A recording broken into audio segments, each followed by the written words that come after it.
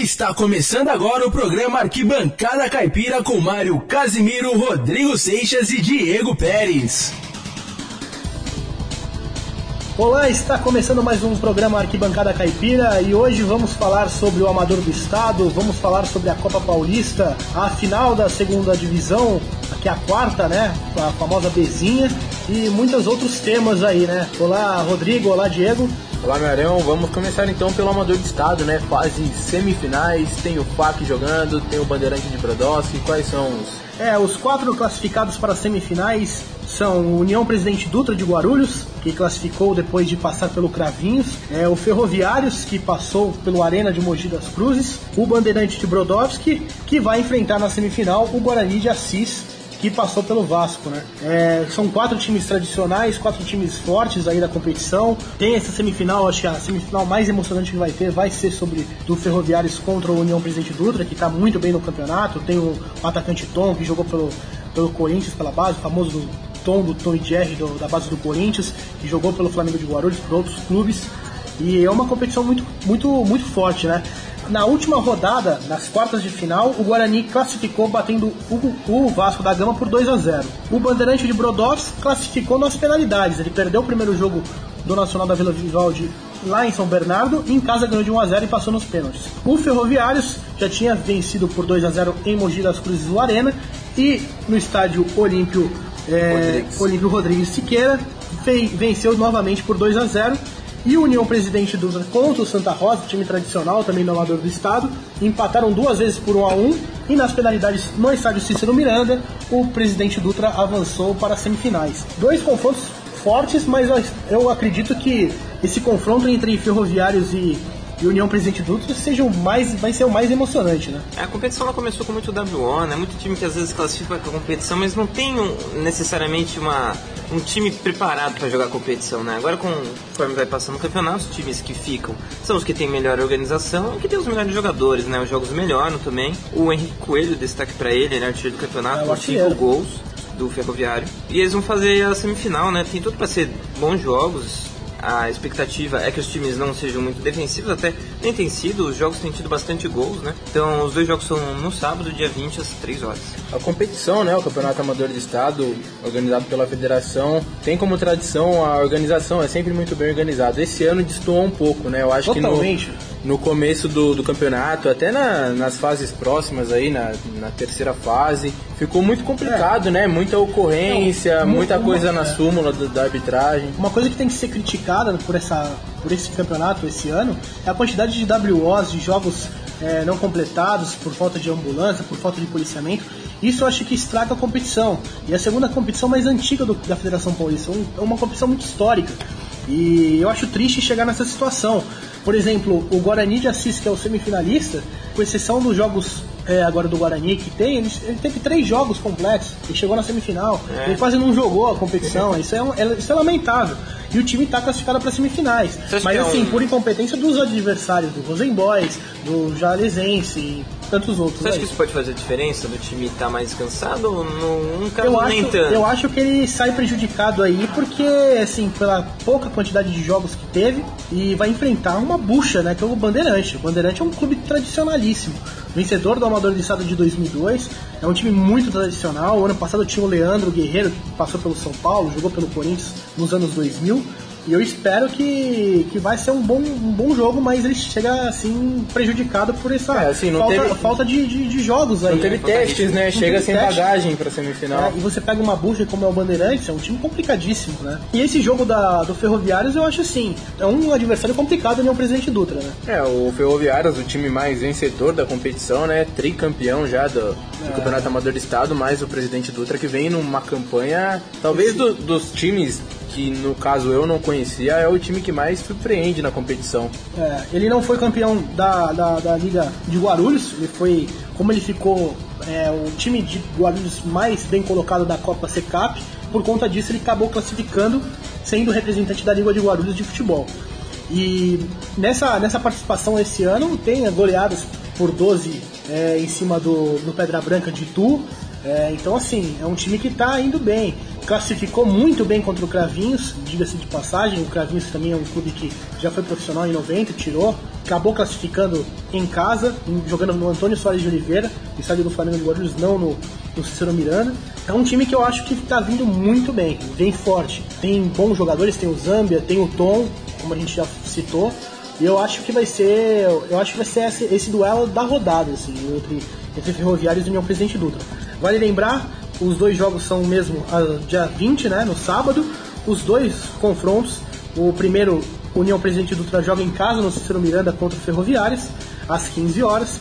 E o Bandeirante de Brodowski enfrenta o Guarani de Assis em casa, no Mário Lima Santos, em Brodowski, também às 15 horas. Nesses primeiros jogos a gente vai ter meio que uma ideia já. Eu acho que é difícil um caso de jogos de ida e volta que você não saiba muito o que vai acontecer depois do jogo de ida, né? O jogo de ida te dá uma noção mais ou menos do que vai acontecer no jogo de volta. Primeiro porque um resultado fora de casa é muito importante, e segundo porque já dá parâmetro ali dos dois times, né, como se comportam. Às vezes um 0-0, assim, mas normalmente já... Tem casos que não, né, mas a maioria dos casos sim, no primeiro jogo você já tem meio que base ali do que pode acontecer no nesses segundo. Dois confrontos aí, você cita favoritos aí nessas semifinais? Acho que por tradição dentro da competição, Ferroviários e Bandeirante. Na minha opinião. Eu também. Agora vamos falar sobre a segundona, final da segundona entre Primavera e Comercial. O Comercial garantiu o acesso, o Primavera também, os dois que sobem para o ano que vem para a Série A3 de 2019. O Comercial aí classificou com alguns jogos polêmicos, como foi o jogo da última fase contra o Flamengo de Guarulhos, um jogo que teve problemas aí na súmula e tudo, por confusão e tudo. E o time classificou, o time do Pinho, que é um dos favoritos aí pra competição, né? Eu acho que o time do Comercial é mais forte que o do Primavera. Eles têm o Gleison, que é um atacante de 21 anos, ele tem 18 gols em 26 jogos. Na carreira dele, ele tem 41 jogos e 23 gols, ele tem média de 0,56 gols por jogo. Cara novo, assim, pra quem tá procurando um atacante, eu acho que é um jogador bom até pra jogar em divisões maiores. O Primavera já não tem uma competição tão boa como o Comercial, mas conseguiu o objetivo que precisava, que era classificar, que é o objetivo que todos os times que disputam essa competição. Agora eles vão fazer a final, que começa primeiro no dia 20, às 3 horas. Vale citar que o Comercial garantiu seu acesso e a classificação para a final, eliminando o São José, né? Sim. O São José tradicional, que também hoje vive na penúria aí de jogar a 4ª divisão do Campeonato Paulista, vai mais um ano jogar a segundona. E o Primavera classificou batendo a Inter de Bebedouro. Inter de Bebedouro que acabou eliminando o Paulista de Jundiaí, né, na última rodada. O Primavera também passou naquele grupo. Vai ser uma final muito legal, né? É uma final de dois times tradicionais no futebol paulista. O Primavera que tem um histórico também de acessos de títulos, por exemplo, em 77. E o Comercial... De primeira divisão e tudo. Sim, o Comercial é um time que no mínimo tinha que estar jogando, sei lá, uma Série A2, né? Um clube muito tradicional que faz o clássico Come Fogo contra o Botafogo de Ribeirão Preto. O Botafogo é mais tradicional por ter tido jogadores mais famosos, mas o clássico lá é muito forte. O Comercial é um time de muita torcida também que representa muito bem a cidade. E uma coisa linda dessa parte da torcida do Comercial, que é uma das torcidas mais apaixonadas do estado, é a média de público na segundona, que é uma grande média de público. A torcida vai em peso, lota. E isso foi o 12º jogador pro Comercial aí, a torcida apoiando até o final o Comercial. Acho que por causa de tudo isso, o Comercial é o favorito pra ser campeão. Eu acho que a camisa pesa, né? Também. Na final. Claro, o Primavera tem todos os seus méritos de ter chegado na final, fez uma boa campanha, mas o Comercial é time de Série A de Campeonato Paulista. O Comercial era muito tradicional da base também. Ele tinha muitos jogadores fortes na base. Importantes. Daí, antes de sair, de virar profissional, os caras saíam, pegavam um time e viravam profissional. Por exemplo, o Diego fez isso. Vamos falar agora de Copa Paulista. O Atibaia que hoje classificou no dia 17, empatando contra o Rio Claro em Rio Claro, e garante a classificação para a próxima fase da Copa Paulista, né? Vamos falar um pouco aqui das tabelas, né? No grupo 5, o Mirassol lidera com 11 pontos. Atrás, em segundo, vem o Red Bull Brasil com 6. Em terceiro, o Grêmio Osasco Audax com 5. E em quarto, o Santo André com 4. No grupo 6, a Ferroviária de Araraquara lidera com 12 pontos. Em segundo, com o São Bernardo com 7. Em terceiro, o Olímpia com 7. E em quarto, na última colocação, o Juventus com 2 pontos. No grupo 7, o Votuporanguense com 10 pontos, classificado. Em segundo, o Atibaia também classificado com 9 pontos. Em terceiro, o eliminado Rio Claro, que hoje empatou com o Atibaia em 0-0 com 4 pontos. E na quarta colocação, o São Caetano com 2. E no grupo 8, os jogos em andamento. Por enquanto, o Taubaté lidera com 9 pontos. Na segunda colocação, o Novo Horizontino com 8. E na terceira colocação, 15 de Piracicaba com 5. E na quarta colocação, Lanterninha, o Ituano com 4 pontos. O Atibaia classificou hoje, muito importante, né? A melhor campanha do Atibaia na história da Copa Paulista, na história do clube. Na última rodada, o Atibaia podia classificar já matematicamente se vencesse o São Caetano. Estava encaminhando no Anacleto Campanella, fora de casa, mas acabou tomando gol aí, empatou e deixou para classificar agora nessa rodada. É um jogo de 2 gols contra, o Atibaia acabou não conseguindo o resultado, depois empatou de novo, mas hoje eu senti que o Atibaia jogou por empate. Não, e vale recordar, o jogo teve 3 gols contras, verdade, mas né? o árbitro na súmula colocou 2. Mas dá pra marcar 3. Mas né? assim, é um jogo atípico ter 4 gols e 3 contra. Assim, eu nunca tinha visto isso em estádio. Eu tava na Anacleto Campanella, foi algo meio bizarro. Ninguém queria ganhar, né? Não. Hoje o Atibaia jogou pra empatar, eu achei. Sim, o time saiu muito pouco do jogo, o jogo foi chatíssimo. E o Atibaia conseguiu se recuperar muito bem na competição. Começou bem a segunda fase e manteve na ponta, classifica. O Tavares vem como destaque, bem, né? Tem 8 gols. E o time vai conseguindo ganhar de um jeito parecido como ganhava no Campeonato Paulista, né? Um time que tem uma forte defesa, bom na bola parada, contra-ataque, o Tavares na frente definindo. É um time muito parecido, por mais que tenha trocado alguns jogadores, o técnico é um time muito semelhante que vai classificar para a próxima fase, já classificou, né? E tem, assim, eu acredito que tem chance de ir mais longe até. Na próxima rodada o Atibaia enfrenta o Votuporanguense em Indaiatuba, já só por cumprir tabela. E o que você acha na próxima fase, aquela fase de mata-matas, é outro torneio, né? Acho que vai ser outra realidade. O Atibaia, eu acho que vai ter que até mudar o seu sistema, porque é um time que evita também assim, ir pra frente, é um time defensivo. Eu acho que com méritos o Atibaia está indo muito bem, fazendo uma campanha histórica do Carlos como técnico. Só que vamos aguardar agora o próximo rival aí do Atibaia nessa Copa Paulista. Mas eu acho que as características do Atibaia de ser um time defensivo e de marcar nos finais favorece o Atibaia em mata-mata, porque um time não toma gol durante o jogo. Se toma poucos gols, um time que toma poucos gols e que costuma fazer gol nos jogos, não fez nesse jogo, né, mas costuma fazer gols nos jogos. Eu acho que as características do Falcão pro mata-mata são muito boas. Dá pra comparar com o Cruzeiro na Copa do Brasil, né? Sim, um time que tem uma defesa muito sólida e que consegue fazer alguns gols. Muitas vezes é até chato, né? Porque o time arrisca muito pouco, defende muito, mas que consegue avançando. Né?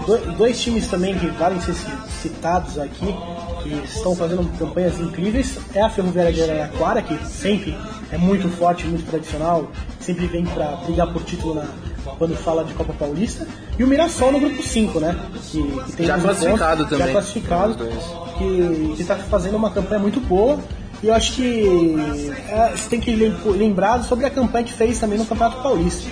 São dois times assim muito tradicionais aí que ao meu ponto de vista são favoritos aí por esse título. O Votuporanguense também está fazendo uma boa campanha, né, no grupo do Atibaia, é outro time aí que tem um futebol muito bonito de ver. Tá? E o Atibaia foi muito bem lá em Votuporanga, né, na estreia desse grupo aí foi muito bem. É importante o Atibaia ir bem também na próxima rodada, porque vale a liderança. O Votuporanguense tem 10, o Atibaia tem 9. O Atibaia vai dar um pouquinho melhor. Sim. Poderia evitar aí esse confronto entre o Mirassol ou o Ferroviária de Araraquara, né? Acho que vale a pena você buscar uma vitória para fugir deles, né? Acho que quanto melhor.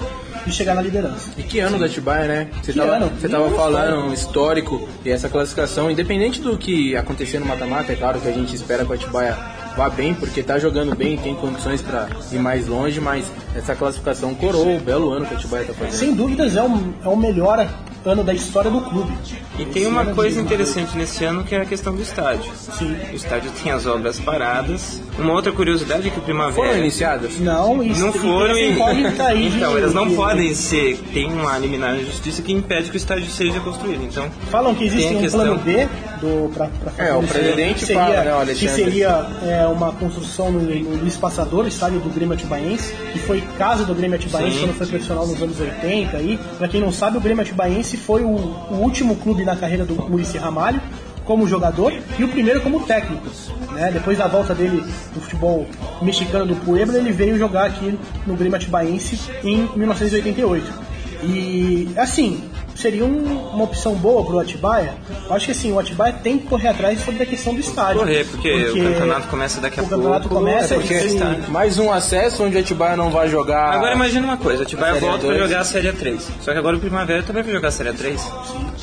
E o estádio do Primavera é onde o Atibaia joga, né? Então eu não sei o que vai acontecer. Teve ano que o Atibaia e o Primavera jogavam a Série A3 no estádio Itanomaro do Monge. E, por exemplo, existiam casos, por exemplo, o Atibaia jogava no sábado e o Primavera jogava no domingo. E os jogos da rodada na semana eram invertidos. O Atibaia chegou a jogar em jogos pela manhã, em dia de semana, coisas assim. Precisa ver se a federação vai liberar, né? Porque a federação dá pra você. Não dá pra arriscar em nada, então, que eles podem ter de medida, porque a Federação Paulista. Mas pela questão da Série A2, o Atibaia só joga a Série A2 se estiver um estádio fazendo reformas para com a capacidade mínima para a Série A2. Será que o Atibaia não pode achar outro lugar para jogar? Não, porque no regulamento da Federação Paulista o clube tem que jogar na sua cidade onde é seu CNPJ. Então, caso o Atibaia tenha seu CNPJ aqui em Atibaia, o Atibaia tem que jogar aqui. O caso, por exemplo, de vários clubes que, por exemplo, no ano passado jogaram a 4ª divisão, no caso do Real Cubatense, jogou apenas um ano, o ano passado pela 4ª divisão, ele jogou, era Real Cubatense, só que o CNPJ era de Santos, jogava no estádio do Jabaquara, no estádio Espanha, e não, por exemplo, no caso em Cubatão. Então, assim, são casos assim meio esdrúxulos aí da parte do regulamento, mas o Atibaia vai ter que correr atrás disso até o final do ano, senão o Atibaia novamente vai ter que jogar a Série A3. E tem que fazer um esforço, né? Porque mais um ano, subir, não dá. É o time que não cresce. Você tem que ter perspectiva de crescimento, e se o time não jogar na Série A2, o time não cresce, então não faz sentido. Quadro no baú.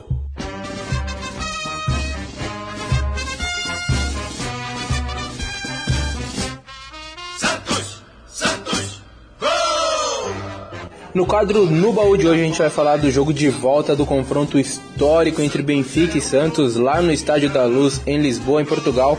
Mundial de clubes, o Santos venceu por 5-2 aquele time do Eusébio. O Benfica, acho que o melhor Benfica da história, o time que era na época uma potência do futebol europeu, né? Veio a campo com Costa Pereira no gol, o moçambicano, Jacinto, Germano, Raul, Cruz, Simões, José Augusto, Santana, Eusébio, Mário Coluna, capitão, e Cavém. O técnico era o Fernando Rivera, o técnico chileno, que era um time, uma das potências do futebol mundial, aquele Benfica. Como viu o Santos, Rodrigo? O Santos do Lula, né? O técnico do Santos era treinado, né? Ele treinava o time do Santos, que tinha Gilmar, Olavo, Mauro, Calvete, Dalmo, Lima, Zito, Dorval, Coutinho, Pelé e Pepe. Esse Santos é o melhor Santos de todos os tempos, talvez um dos melhores times da história do futebol, né? Esse time do Santos, que num tempo muito diferente do que é o futebol hoje, mas que esse time do Santos era assim, impressionante. A qualidade do... Só o Pelé assim já fazia do time algo absurdo, né? Esse jogo, ele marcou 3 gols.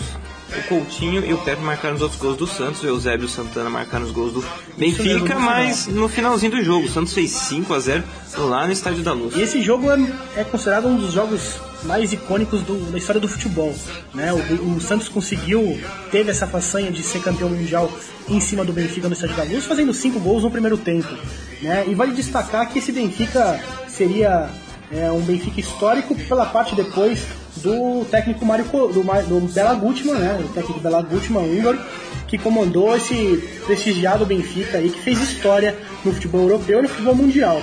O Bela Gutmann, vale por curiosidade, ele antes de comandar o Benfica e ser campeão, com o Benfica europeu, campeão português, ele comandou, por exemplo, o São Paulo em 57, onde foi campeão paulista, um elenco que tinha o Poi, que tinha o Gino, era um baita time de São Paulo, e Zizinho, e depois também comandou o Peñarol, onde se sagrou campeão uruguaio. Vale lembrar que esse jogo do qual estamos falando foi o segundo jogo da final, né? O primeiro jogo foi no Maracanã, lá no Rio de Janeiro, onde o Santos venceu o Benfica também por 3-2, com 2 gols do Pelé e do Coutinho. No ano do bicampeonato, né? O Pelé no auge da carreira dele.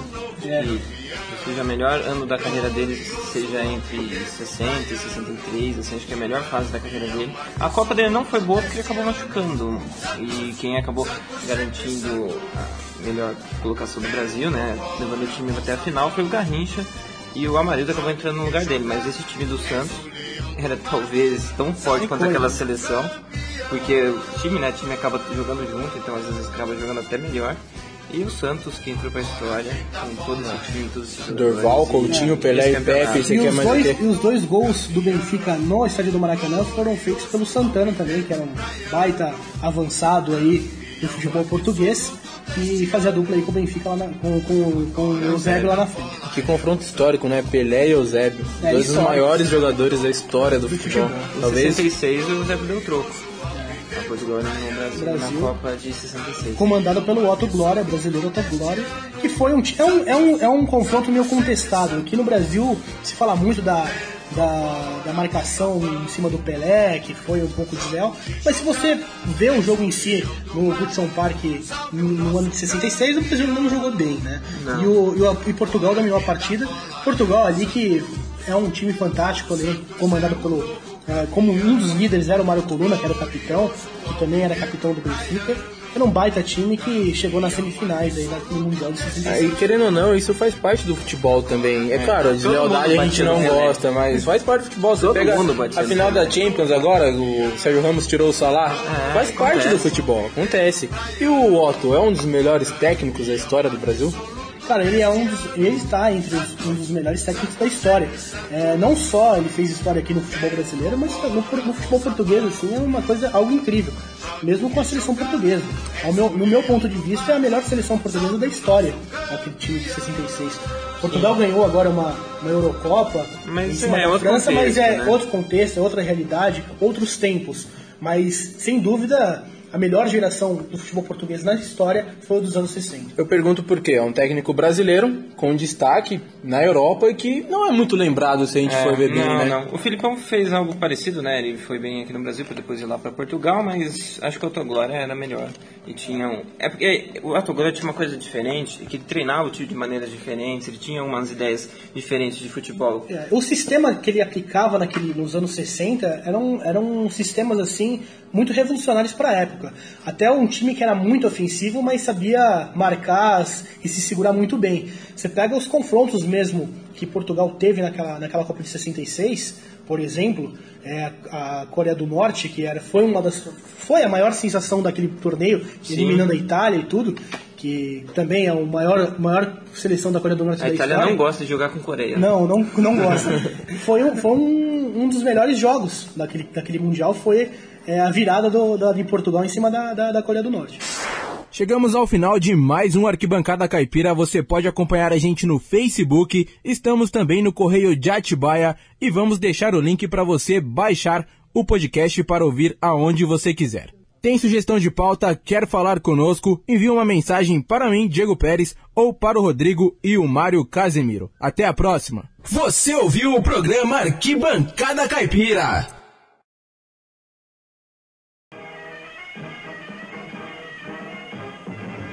O Canal 100 mostra agora mais um jogo histórico, mais uma vitória espetacular do futebol brasileiro. O time do Santos dando show de bola, que a nossa equipe acompanhou passo a passo.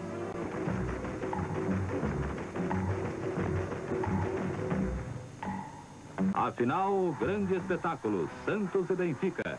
Joga-se em Lisboa o título mundial de clubes.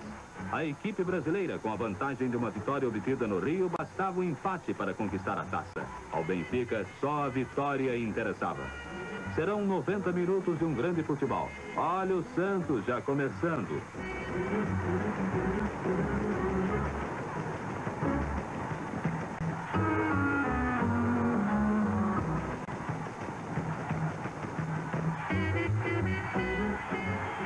Atenção que aí vem Pelé.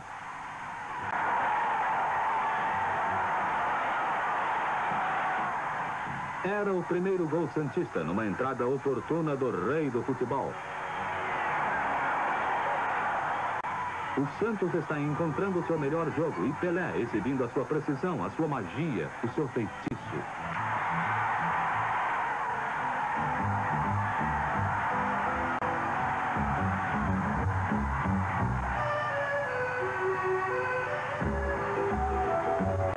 Os jogadores do Benfica não têm tempo de pegar a bola. O campeão paulista manda em campo. Se há obra-prima em futebol, então vejamos uma delas. Criação de Pelé.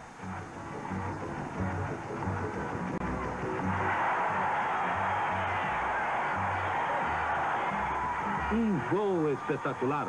Santos 2-0. Vai vencendo e convencendo.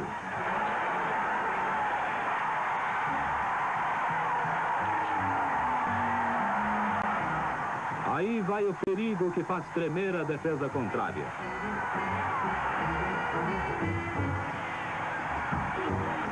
Ao terminar a primeira etapa, a plateia portuguesa triste, mas conformada por assistir a uma exibição de gala do irresistível futebol brasileiro.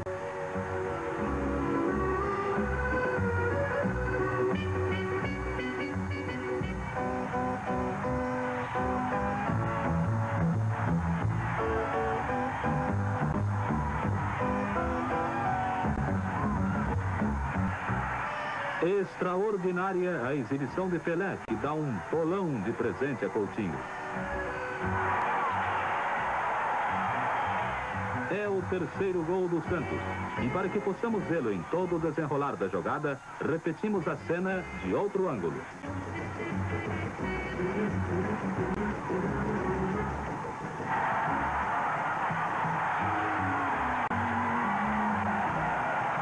Os santistas vibram. O título mundial de clubes está por pouco e os locais ainda tentam alguma coisa.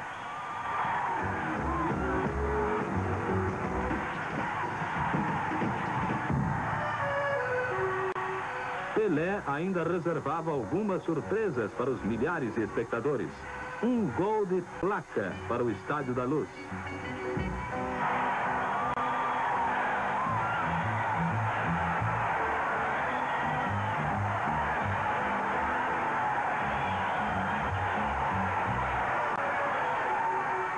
Está registrado em imagem, não foi truque. O homem é impossível com a bola nos pés. Vejamos de novo como aconteceu.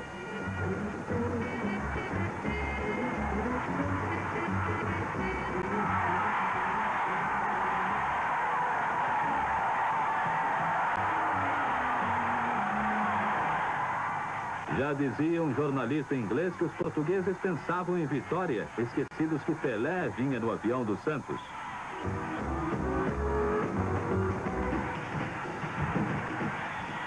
O Benfica não resistiu ao poderio do Santos, que jogava demais.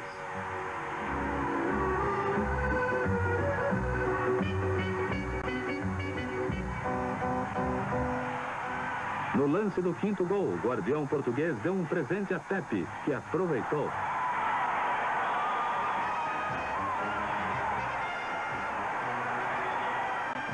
A 0 representava uma vitória contundente, mas o Benfica ainda viria a marcar 200 para reduzir a diferença e mostrar que veio a campo para lutar sempre com disposição.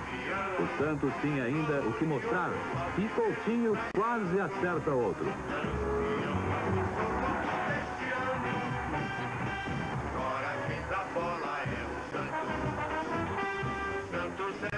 A plateia portuguesa teve o que ver nesse grande espetáculo.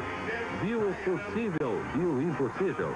E por isso foi saudar o Santos de braços abertos, empolgada pelo seu grande futebol. E Pelé, hein? A torcida foi em cima dele. Saiu de campo descamisado, mas feliz. O feliz rei do futebol. O Santos foi campeão mundial jogando com Gilmar, Olavo, Mauro, Vito, Calvé e Dalmo, Dorval, Lima, Coutinho, Pelé e Pé. Que maravilha! O Benfica foi vice-campeão com Costa Pereira, Jacinto, Raul e Cávez, Humberto e Cruz, José Augusto, Aguiar, Eusébio, Coluna e Simões. Pelé fez 3, Coutinho e Pepe completaram o marcador. O Santos ainda seria bicampeão do mundo um ano depois contra o Milan, mas isso é uma outra história.